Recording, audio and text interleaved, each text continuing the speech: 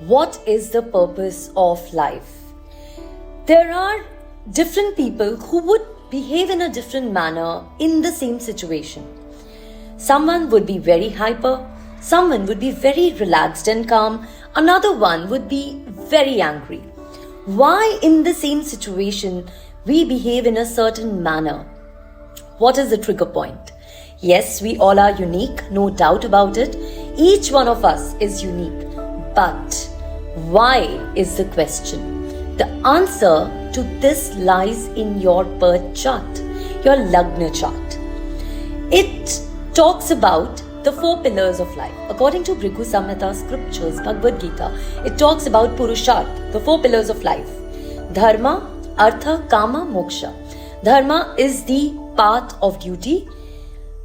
Artha is the path of prosperity. Kama is the path of desire. Moksha is the path of liberation.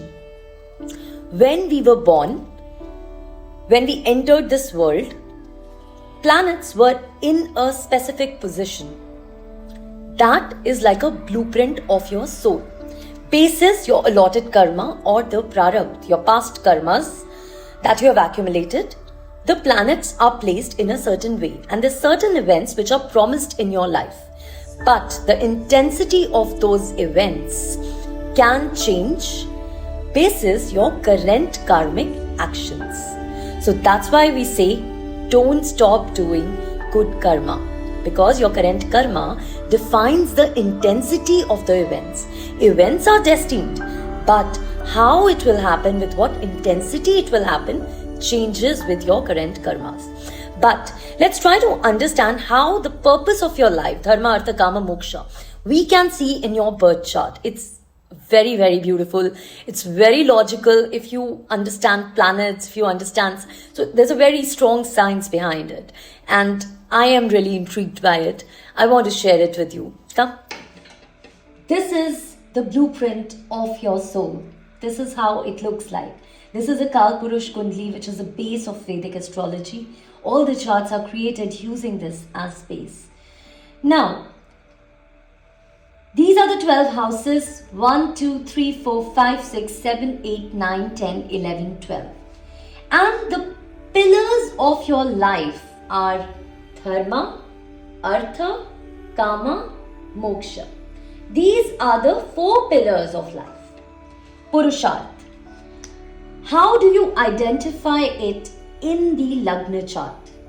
Now, the first house, the 5th house, and the 9th house talks about the purpose of your life. Would you take the right decisions? Would you do things with the right intention? How would be your bhava when you do certain things? How would be your vivek?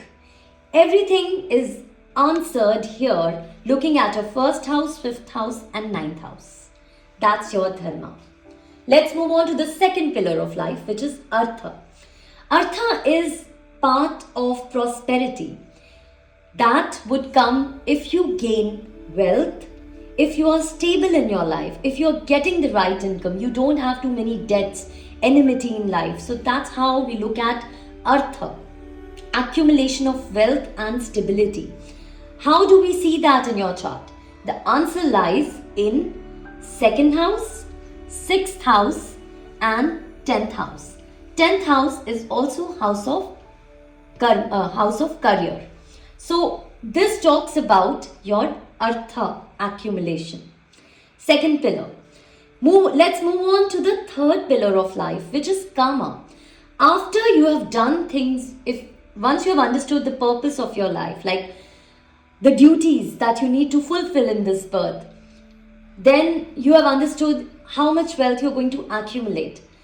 We now look at the karma, the desires that we have in our life. So this is part of desire. Will I achieve what I want to? Finally, would I be happy? Because the end goal is to be happy, to be prosperous, to be joyful, to be loving, to be loved, to feel loved. That could be seen from 3rd house, 7th house and 11th house.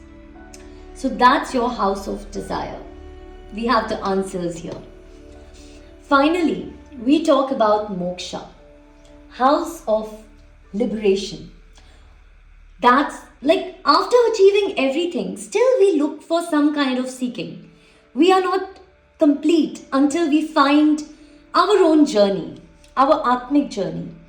That is also mentioned in your birth chart. It's beautiful how the planets move.